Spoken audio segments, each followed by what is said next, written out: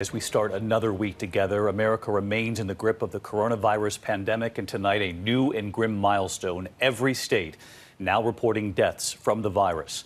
Just moments ago here, the president during the briefing defending his decision-making during this pandemic, and it comes 24 hours after Dr. Anthony Fauci was pressed.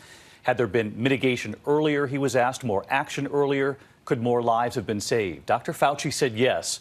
Well, he took to the podium just moments ago, right next to the president, to go over his answer again. All of this as tonight across America, the coronavirus has taken more than 23,000 lives, and in hard-hit New York, a milestone, more than 10,000 deaths.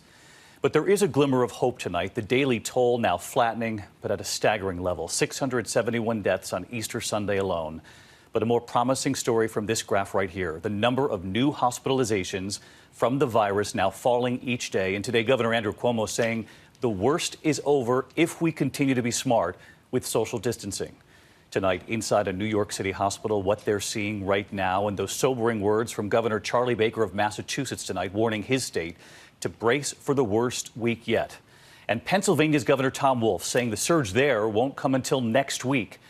And as I mentioned, on top of this devastating outbreak, the deadly tornado outbreak on Easter Sunday, more than 30 dead across several states. This tornado in Brooksville, Mississippi.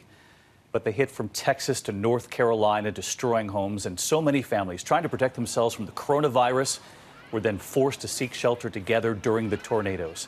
An unimaginable situation for so many, and we'll get through it all tonight. Here's ABC's Tom Llamas leading us off from New York. Tonight, nearly a month since the first person died in New York from COVID-19, Governor Andrew Cuomo confronting a horrific milestone. More than 10,000 New Yorkers now dead of coronavirus. The terrible news is as terrible as it gets. This is 671 people who passed away on Easter Sunday. But even during this darkness, some light.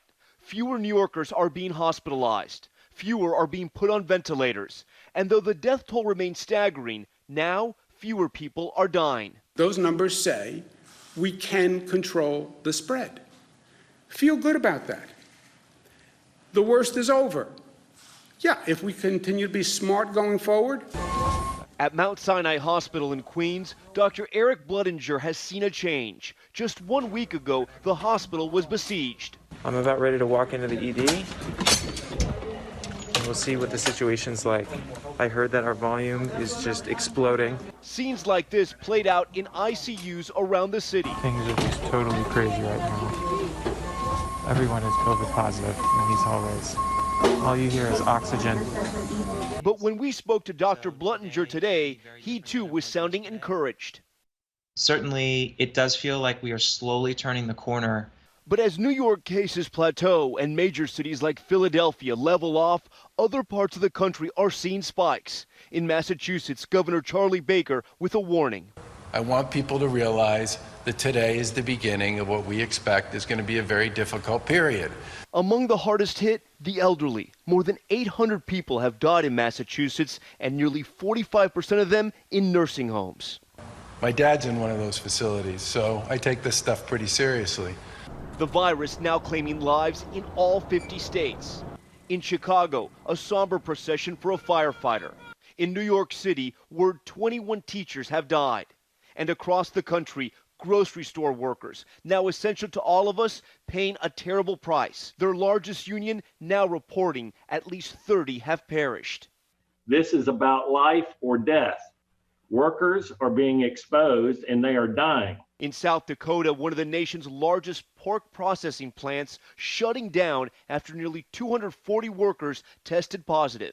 But weeks into this crisis, the conversation now turning to how and when the country can reopen. The governor of Texas was blunt. This is not going to be a rush the gates, everybody is able to suddenly reopen all at once.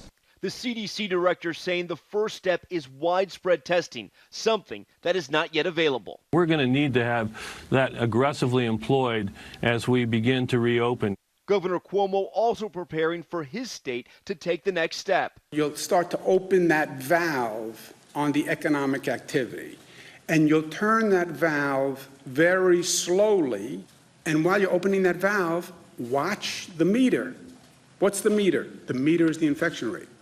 And if you see that infection rate start ticking up, which would be undermining everything we have accomplished thus far, then you know you've opened the valve too fast. New York now banding together with 6 other states to develop a joint plan to reopen the East Coast. Out west, the governors of Washington, Oregon, and California forming a similar strategic alliance. But in the nation's capital, President Trump, who resisted calls to impose a national lockdown, tweeting that when it comes to reopening the country, it's the decision of the president. When somebody's the president of the United States, the authority is total. Cuomo making it clear the road to recovery will be long. It's not going to be we flick a switch and everybody comes out of their house and gets in their car and waves and hugs each other and the economy all starts up. I would love to say that's going to happen.